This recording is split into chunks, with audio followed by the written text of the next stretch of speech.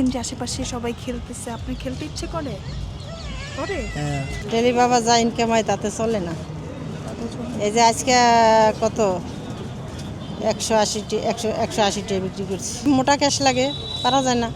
একটু লেখাপড়া করবো, ছেলের কপাল মন্দ, ছেলে ওখানে মানুষের কাছে হাত পাতে না, কর্ম করে খাইতে আছে। তো ওয়েলকাম করছি এভিএন নিউজের পেজে। সো আজকের এপিসোডে আমরা একজন ফুল বিক্রেতাকে দেখতে পাচ্ছি and তার সাথে আমরা একটু কথা বলবো।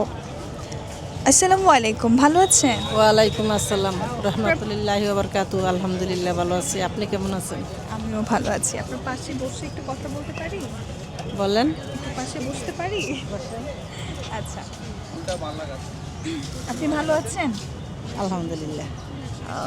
নামটা কি, যদি আমরা একটু নামটা জানতাম? নামটা হচ্ছে মোকশেদা বেগম। মোকশেদা বেগম। হ্যাঁ, কি করছেন? ফুল বিক্রি করছেন না? ফুল বিক্রি করতে আছি, ফুল বানাইতে আছি। এই ফুলগুলো আনেন কোত্থেকে? শাহবাগ থেকে আনি। শাহবাগ থেকে আনেন? জি। কোন ফুল কত টাকা করে সেল করেন? বেলি 40 টাকা, ট্যাপ 40 টাকা, খোলাটা 30 টাকা। আপনার পরিবারে কয়জন আছে? পরিবারে 3 জন আছি, একটা ছেলে একটা মেয়ে। মেয়েটা বিবাহ দিয়ে দিছি। কখন আসেন এখানে? আসছি ওই লোকা কত 2টা 3টার দিকে আসলাম। 3টার দিকে। জি। যাবেন কখন? যাইতে যাইতে রাইতে 10:30 11টা বাজবো। ডেইলি কত টাকা ইনকাম হয় এই ফুল বিক্রি করে? ডেলি বাবা যা ইনকাম হয় তাতে চলে না। এই যে আজকে কত 180 বিক্রি করছি, হয় না মা? সেটাই তো বললাম দুঃখিতভাবে যে আমরা তো গরিব মানুষ, আমরা তো রাস্তায় জীবন করি, জায়গা নাই, বাড়ি নাই, ঘর নাই, দুয়ার নাই, বাসা ভাড়া দিয়ে কতকাল পর্যন্ত কি থাকা যায়? আর এখানকার যে ভাব চরিত্র, যে বাংলাদেশের অবস্থা, পারা যায় না। অন্য কিছু কখনো করার চিন্তা আসেনি যে যেহেতু ফুলের ব্যবসায় হচ্ছে না, তো আমরা অন্য কিছু? হেরে করতে গেলে বাবা মোটা ক্যাশ লাগে, পারা যায় না। আমরা এতক্ষণ যার সাথে কথা বলছিলাম তার ছেলেকে আমরা দেখতে পাচ্ছি যে সে হচ্ছে খুচরা ফুলগুলো নিয়ে বসেছে, যেগুলো একটা একটা করে পিস করে বিক্রি করা হয়। সো আসসালামু আলাইকুম, ভালো আছেন? হ্যাঁ আলহামদুলিল্লাহ। ভালো আছেন? হ্যাঁ, ফুল কত করে বিক্রি করছেন? 30 40 30 টাকা 40 টাকা? কোনটা 30 টাকা কোনটা 40 টাকা? এবার 40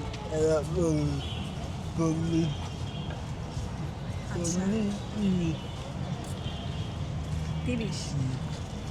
এই যে যখন এখানে বসে থাকেন দেখেন যে আশেপাশে সবাই খেলতেছে, আপনার খেলতে ইচ্ছে করে? করে? হ্যাঁ, তখন কি মাকে বলেন না যে আমার খেলতে ইচ্ছে করতেছে? না? কি করেন? চুপ করে বসে থাকেন? হ্যাঁ। ভালো থাকবেন। আচ্ছা, আপনার ছেলের সাথে কথা বলে আসলাম। সে মোটামুটি বলতেছে? ভালোই কথা বলতে পারে। সে বললো কোন ফুলের নাম কত, এটা বললো। তো এই যে যখন দেখেন যে অন্যান্য বাচ্চারা খেলাধুলা করছে, সে কি কখনো আপনার কাছে এসে আবদার করে যে মা আমি একটু খেলবো, বা আমাকে একটু এখানে নিয়ে যাও, বা ওই জায়গায় নিয়ে যাও? বলে, এখনো বলে যে মা আমার একটা লেখাপড়ার চাহিদা আছে, মা আমার একটু লেখাপড়া করতে মন চায়, মা আমি একটু মেট্রিক পাস করবো, বা আমি একটু লেখাপড়া করবো। ছেলের কপাল মন্দ, ছেলে ওখানে মানুষের কাছে হাত পাতে না, কর্ম করে খাইতে আছে।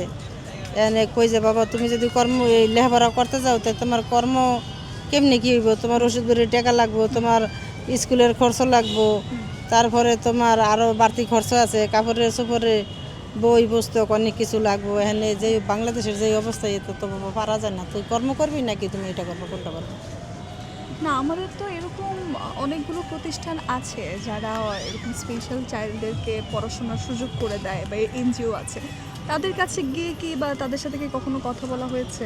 সেগুলা বাবা আমরা তো চিন্তা বাড়ি করতে পারিনি, যাইতেও পারিনি। কারণ একবার করছিলাম 8 বছর প্রতিবন্ধী স্কুলে ভর্তি করেছিলাম, তখন সেটা আসিল কাছে রায়ের বাজার ছিল, রায়ের বাজার পাবনা হসপিটালে ছিল।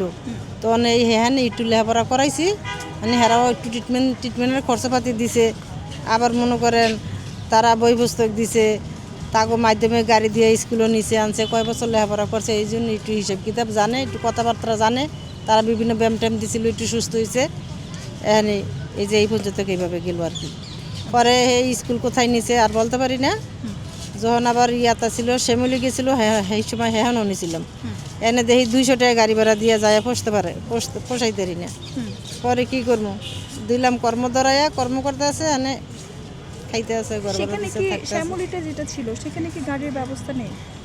না পাবনাজগুলি থাকতে গাড়ির ব্যবস্থা ছিল আচ্ছা, এই যে এখন কি কখনো খোঁজ নেওয়া হয়েছে যে এখন কোথায় আছে বা না এখন আর খোঁজ পাইনি খোঁজ পাইলে তো স্কুলে দিয়ে দিতাম স্কুলের মাধ্যমে ছেলে আল্লাহ ছেলে আপনাকে দোয়া নিয়ে আরও সুস্থ হইতে হবে। কিন্তু আর খবর পাইনি কোথায় আছে তো এই স্কুলগুলো সম্পর্কে কি আমাদের সরকারকে কিছু বলার আছে যে এই যে স্কুল খবরই পাচ্ছেন না কোথায় আছে, তো হাতে কোনো কয়েকটা জায়গায় আপনি বলছেন যে এরকম ব্যবস্থা চালু হয়েছে, আপনার কি মনে হয় যেটা মানে প্রত্যেকটা এলাকাতে থাকা উচিত বা প্রত্যেকটা ওয়ার্ডের থাকা উচিত এই স্কুলগুলো? অবশ্যই থাকলে তো যদি ওই সময় আসিল আমাকে সুবিধা হয়েছে কিন্তু এখনও যদি ওরকম থাকতো তাহলে তো আমাকে সুবিধা হতো আমাকে ছেলে মেয়ে স্কুলে ভর্তি করে দিতাম হয়ে যেত লেখাপড়া করতো ওখানে যতটুকু উত্তম হয়েছে তা আরও বেশি উত্তম হইতো। সামনে নির্বাচনকে নিয়ে কিছু বলার আছে? একদম শেষে চলে আসছি আমরা। কি বলবো নির্বাচনের বিষয় নিয়ে আল্লাহ কার কপালে রাখছে আল্লাহ কার কপাল খুইলে দেয় কারো সিলাই কে জয় করে কে ক্ষয় হয় কীভাবে বলবো যার ভাগ্যে আছে হ্যাঁ পাইব হ্যাঁ যাইব আর এর বেশি আর কি কবার আছে কোন। ঠিক আছে, আপনাকে অসংখ্য ধন্যবাদ আমাদেরকে সময় দেওয়ার জন্য।